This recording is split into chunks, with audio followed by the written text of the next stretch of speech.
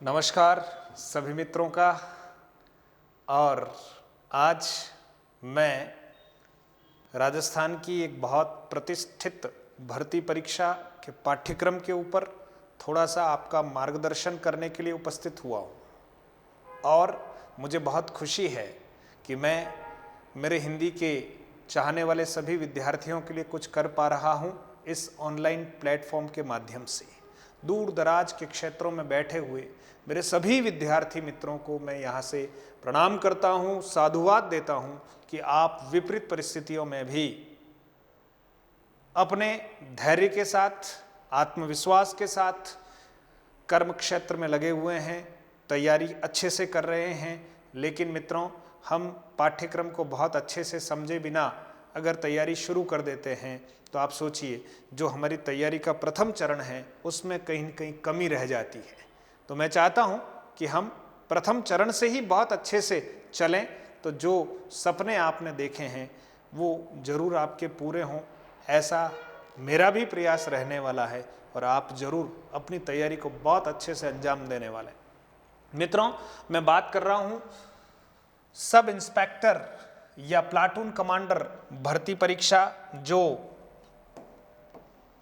Rajasthan public service commission यानी RPSC Ajmer द्वारा आयोजित होती है और बहुत प्रतिष्ठित भर्ती परीक्षा है।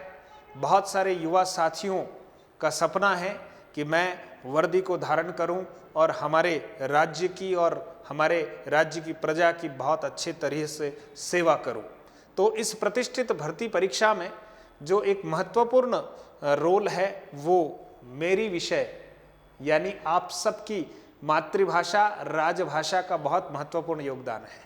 तो मैं आपके सामने इसीलिए उपस्थित हुआ हूं कि इस भाषा से हमें क्या क्या सहयोग मिलने वाला है। और मेरा तो ये मानना है कि अगर आप अपनी सब इंस्पेक्टर भर्ती परीक्षा में सफलता सुनिश्चित करना चाहते हैं तो हिंदी पर बहुत अच्छे से फोकस करिए, है ना। तो आपके जो रिटर्न परीक्षा में सर्वाधिक अगर आपने अंक प्राप्त कर लिए हैं तो बाद में जो शारीरिक परीक्षा होने वाली है, शारीरिक दक्षता की परीक्षा, उसके बाद जो हमारा साक्षात्कार होने वाला है वो भी अच्छा ही होने वाला है। क्योंकि अगर यहाँ हमने अपने आप को बहुत अच्छी तरह से प्रेजेंट किया है तो हमारा चयन लगभग तय है।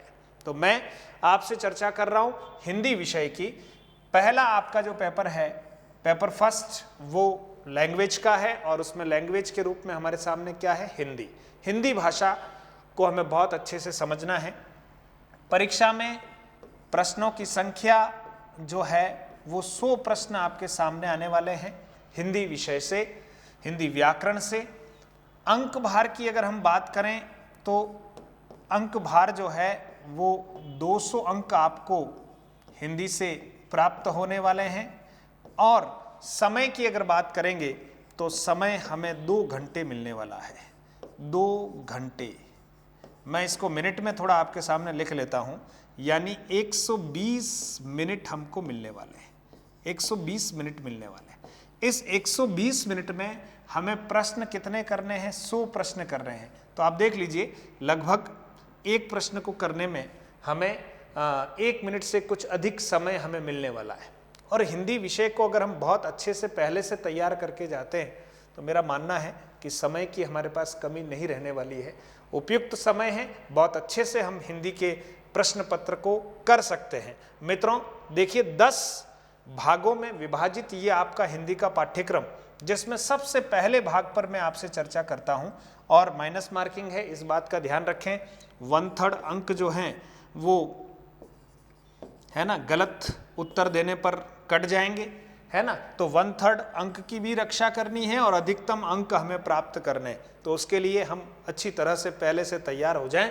देखिएगा, सबसे पहली हमारी जो इकाई है उसमें क्या क्या पढ़ना है। तो एक हमारा अध्याय जो है वो संधि और संधि विच्छेद है, पहला अध्याय। फिर देखिए, इसमें दूसरा अध्याय हमारे सामने है समास, ये हमारा दूसरा अध्याय है। तीसरा अध्याय है उपसर्ग और चौथा अध्याय हमारे सामने है प्रत्यय। यानी पहली यूनिट में हमें कितने अध्याय पढ़ने हैं, 4। अब आप देखिएगा 10 यूनिट है। अगर औसत बात करें तो जो 100 प्रश्न आने वाले हैं उसमें हम 10 से इसको अगर विभाजित करते हैं तो 10 प्रश्न या प्रश्न 10 और अंक भार की बात करेंगे तो 20 अंक भार हमें प्रत्येक इकाई से, है ना, प्रश्न प्राप्त होने वाले हैं। तो आप देखेंगे कि ये जो पहली यूनिट है, मान लीजिए इसमें 4 अध्याय हैं हमारे पास, तो 4 अध्याय का औसत समझ लीजिए, बहुत महत्वपूर्ण यूनिट है। और हमें जो है 100 प्रश्नों की जब हम बात कर रहे हैं तो प्रत्येक इकाई से हमें औसत बात कर रहा हूं 10 प्रश्न हमारे सामने आने वाले हैं, बहुत महत्वपूर्ण है ना। तो 4 अध्याय हम पढ़ेंगे और प्रश्नों की संख्या कितनी है, 10 प्रश्न हमारे सामने आने वाले हैं। तो बहुत अच्छे से हम इसका अभ्यास करने वाले हैं। टेस्ट पेपर भी आपके लिए, पीडीएफ भी आपके लिए, कक्षाएं भी आपके लिए, है ना, शीघ्र ही आयोजित होने वाली है ना। देखिए फिर दूसरा आपका जो यहाँ इकाई के रूप में है वो शब्द के प्रकार। अब देखिए इसके 2 पार्ट कर लिए, इसका मतलब समझिए आप, इन 2 पार्ट का मतलब ये हुआ कि 5 प्रश्न इधर से और 5 प्रश्न इधर से आने वाले हैं, है ना। ये मोटे तौर पर हम अनुमान लगा रहे हैं, ठीक है। तो पहला है तत्सम, अर्ध तत्सम, तद्भव, देशज, विदेशी, यानी शब्द ज्ञान। तत्सम, अर्ध तत्सम और तद्भव, यानी तत्सम से तद्भव बनने के बीच की एक कड़ी है अर्ध तत्सम, जिसमें आधा शब्द तत्सम जैसा है, आधा उसके साथ कहीं न कहीं थोड़ा विकृत हो गया, तद्भव की स्थिति में है, और बाद में वो जो आधा तत्सम था वो भी रूपांतरित हो जाता है और वो किस में कन्वर्ट हो जाएगा, तद्भव में। तो मुख्य रूप से आप समझे तत्सम, तद्भव, देशज, विदेशज शब्दों का हमें बहुत अच्छे से ज्ञान करना है और इससे हमें 5 प्रश्न सामने आने वाले हैं। प्रश्न कैसे आएंगे इस पर भी हम कक्षाओं में चर्चा करने वाले। फिर आप देखिए दूसरा है संज्ञा, सर्वनाम, विशेषण, क्रिया, अव्यय। अब अव्यय में हम जो पढ़ने वाले हैं वो प्रकार लिख लिए, क्रिया विशेषण है, संबंध सूचक है, विस्मयादि बोधक है और निपात है ना। तो मोटे तौर पर आप देखिएगा 1 2 3 4 5, यानी इस ख वाले भाग में भी 5 अध्याय हैं और 5 अध्याय है तो प्रत्येक अध्याय में से कितने प्रश्न आना है, 1। तो यहाँ 5 प्रश्न हमारे सामने पूरे होने वाले हैं, हम बहुत अच्छे से विस्तार से इसको पढ़ने वाले हैं। तो ये शब्द के प्रकार। फिर तीसरी जो हमारी यूनिट है उसको नाम दिया गया शब्द ज्ञान, ठीक है। अब इस शब्द ज्ञान में भी देखिए आप कितने सारे टॉपिक हैं, है ना, और इसमें भी वही प्रश्न 10 ही आने वाले हैं। तो सबसे पहले देखिए पर्यायवाची, विलोम शब्द, फिर है शब्द युग्म का अर्थ भेद, ठीक है। वाक्यांश के लिए सार्थक शब्द, तो मैं यहां पर 1 2 3 4, फिर है समश्रुत भिन्नार्थक शब्द, ये लगभग दोनों एक ही तरह की अध्याय हैं, इसको अलग से मैं नहीं, आपको थोड़ा सा इन दोनों में एक सूक्ष्म अंतर सा उस पर चर्चा कर लेंगे, है ना, 4। फिर समानार्थी शब्दों का विवेक, इसको 5, है ना। उपयुक्त शब्द चयन 6 और संबंधवाची शब्दावली ये 7, यानी 7 अध्याय आपको इस तीसरी इकाई में मिलने वाले हैं और प्रश्न कितने आने वाले हैं, 10। तो इसका बहुत अच्छे से ज्ञान करने वाले हैं, इसमें बहुत सारे पार्ट रटने वाले हैं, बहुत सारे समझने वाले हैं, उन पर हम बहुत विस्तार से चर्चा करने वाले हैं। एक बहुत महत्वपूर्ण जो इकाई है आप देखिएगा शब्द शुद्धि। अब आप देखिए अगर हम इस सिलेबस के अनुसार ही बात करते हैं तो आप देखिए शब्द शुद्धि के हिस्से में कितने प्रश्न आए हुए हैं, 10। बहुत होते हैं, ये कम नहीं होते।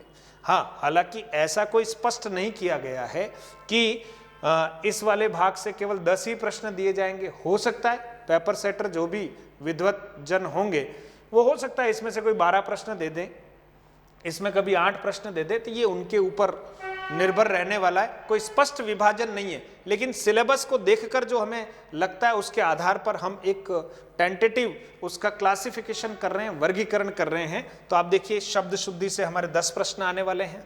फिर आप देखिए अगली जो हमारी इकाई है वो है व्याकरणिक कोटियां।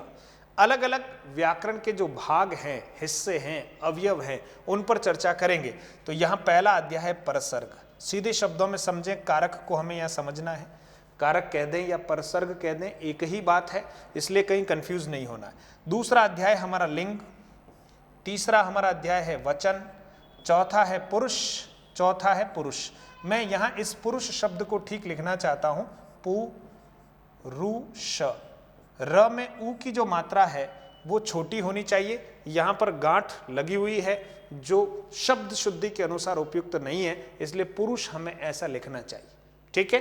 फिर आप देखिए 5वां पॉइंट है काल, छठा वृत्ति अंग्रेजी में जिसको मूड कहते हैं, ये सब क्रिया के ही विकार हैं। और फिर है पक्ष, ये भी क्रिया का ही विकार है ना, जिसको आस्पेक्ट कहते हैं। और वाच्य, ये भी क्रिया का ही एक विकार है। तो कुल मिला के यहाँ एक 8 जो है छोटे छोटे अध्याय हमारे सामने हैं, प्रश्न 10 मानकर चल रहे हैं। फिर देखिए छठा जो हमारा भाग है, इकाई है, वो है वाक्य रचना। केवल वाक्य रचना लिखा है, तो वाक्य की रचना के साथ साथ वाक्य के भेद इसमें समाहित हैं, वाक्य के अंग या अवयव इसमें समाहित हैं, है ना। तो वाक्य के बारे में विस्तार से हम चर्चा करने वाले हैं और 10 प्रश्न का हमारे पास अंक भार लिए हुए ये अध्याय है, बहुत अच्छे से समझने वाले हैं। फिर आप देखिए एक महत्वपूर्ण और इकाई है वाक्य शुद्धि, ठीक है। अब यहाँ पर आप देखेंगे एक शब्द शुद्धि है और एक क्या है, वाक्य शुद्धि है। बहुत महत्वपूर्ण, दोनों अध्याय बहुत महत्वपूर्ण है। व्याकरण की विविध कोटियों का जब हम ज्ञान प्राप्त कर लेते हैं तो वाक्यों में होने वाली अशुद्धियों को हम बहुत अच्छे से पहचान सकते हैं, और पहचानने के साथ साथ कहाँ कौन सी गलतियां होती है, क्या अशुद्धियां हैं, उसको हम ठीक करने का प्रयास करेंगे। विविध प्रकार के प्रश्नों का अभ्यास करने वाले हैं, है ना। आगे आप देखिएगा एक बहुत महत्वपूर्ण इकाई हमारी विराम चिन्हों का प्रयोग। तो सबसे पहले हिंदी में कितने विराम चिन्हों का प्रचलन है उस पर चर्चा करेंगे। विराम चिन्हों का जो वर्गीकरण है और कहाँ कहाँ इनका प्रयोग होना चाहिए उस पर बहुत विस्तार से हम चर्चा करने वाले हैं। क्योंकि आप देखिए ये भी 10 नंबर, ये भी 10 प्रश्न, ये भी 10 प्रश्न, ये भी 10 प्रश्न, और बात करें तो 20-20 अंक की इकाइयाँ हैं। तो सामान्य बात नहीं है, बहुत गहनता से इसका हमें अध्ययन करना है। फिर देखिए 9वीं जो इकाई है हमारी, उसमें मुहावरे ऑब्लिक लोकोक्ति, यानी दोनों बातें हैं। मुहावरों से संबंधित प्रश्न आ सकते हैं, लोकोक्तियों से संबंधित प्रश्न आ सकते हैं। मुहावरे किसे कहते हैं, मुहावरों के अर्थ क्या हैं, उनका वाक्यों में प्रयोग क्या है ना। लोकोक्ति किसे कहते हैं, लोकोक्ति और मुहावरों की पहचान करनी पड़ सकती है। लोकोक्तियों के अर्थ, उनका वाक्यों में प्रयोग कैसे करेंगे, इन सब बातों को हम यहाँ पढ़ने वाले हैं। तो ये मान के चलिए 5 प्रश्न मुहावरों से संबंधित हो सकते हैं और 5 प्रश्न किससे, लोकोक्ति से संबंधित हो सकते हैं। फिर 10वां जो हमारा पार्ट है, 10वीं इकाई जो है, वो है पारिभाषिक शब्दावली, बहुत महत्वपूर्ण है ना। प्रशासनिक विधिक विशेषतः, यानी जो लीगल, क्योंकि आप जानते हैं सब इंस्पेक्टर का जो है अपने सेवा काल में इन दोनों से बहुत नज़दीक से संबंध रहने वाला है ना। तो लीगल जो शब्दावली है ना, जो विधिक शब्दावली है या कार्यालयों में जो शब्दावली प्रयुक्त होती है, भारतीय संविधान में जिन शब्दों का प्रयोग किया गया है, अंग्रेजी का हिंदी और हिंदी का अंग्रेजी, यानी ये जो पारिभाषिक शब्दावली है वो इसलिए हमारे सिलेबस में है कि जब हम आज़ाद हुए तो आज़ादी से ठीक पहले लगभग 200 वर्षों तक जो प्रशासन चला है वो या तो अंग्रेजी भाषा में मुख्य रूप से या अरबी फारसी भाषा में, उर्दू भाषा में प्रशासन चला है। मुख्य रूप से हम मानते हैं कि अंग्रेजी भाषा में ही अंग्रेजों के समय में प्रशासन चला।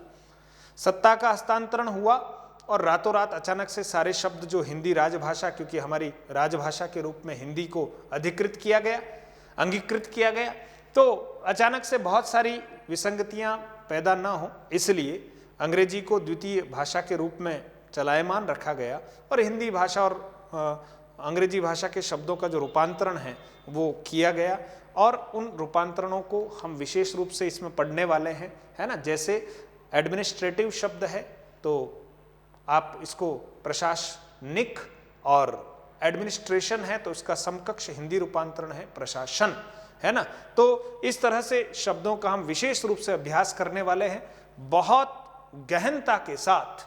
अगर हम इस पाठ्यक्रम का आत्मबोध करते हैं, आत्मसात करते हैं, तो आप देखिए यहाँ जो मैं तो कह रहा हूँ 100 प्रश्न है, और 100 प्रश्नों में से मैं तो ये कह रहा हूँ कि अगर हम 100 में से 100 का टारगेट रखें और अगर हम कहीं न कहीं यहाँ से लेकर यहाँ तक पहुँच पाते हैं तो आप सोचिए हमारी बहुत बड़ी उपलब्धि होने वाली है। और 200 में से हम अधिकतम अंकों की बात करें तो आप देखिए हम कह रहे हैं कि लगभग हम 180 और 190 के बीच में अगर हमारा स्कोर रहता है, अंकों की बात करते हैं, तो मैं आपसे वादा तो नहीं कर सकता इस रूप में, क्योंकि वादा करना और घोषणाएं करना ठीक नहीं है, मैं शिक्षक हूं, लेकिन मैं अनुभव के आधार पर आपके लिए ये सोच सकता हूं कि आप निश्चित तौर पर इस प्रतियोगिता के दौर में, जहां पर लाखों विद्यार्थी इस सम्मानित परीक्षा को देने के लिए तैयारी कर रहे हैं, है ना, लेकिन आप अपनी एक सीट नियत कर लेंगे। बस हिंदी भाषा को बहुत अच्छे से समझिए और आपका जो सेकंड पेपर है उसकी भी आप बहुत अच्छे से तैयारी कीजिए। अगर आरएस के अभ्यर्थी इस परीक्षा को दे रहे हैं तो आप सोचिए, आप आरएस की तैयारी अगर कर रहे हैं तो कहीं ना कहीं साथ साथ में आप थोड़ा हिंदी पर विशेष फोकस कीजिएगा, क्योंकि आरएस की तैयारी में इसका जो सेकंड पेपर है उसके अधिकांश भाग कवर हो जाते हैं। लेकिन यहाँ हिंदी पर अगर आप विशेष ध्यान देने वाले हैं तो निश्चित तौर पर आप आरएस के लिए तैयारी करें, लेकिन हो सकता है आप इस परीक्षा को भी बहुत अच्छे से क्रैक कर सकते हैं। आप सबके लिए शुभकामनाएं करता हूं और कक्षाओं को निरंतर आप देखते रहिएगा, अभ्यास कीजिएगा। बस आपका चयन तय है, कोशिश कीजिए। कोशिश करने वालों की हार नहीं होती। जय हिंद, जय भारत।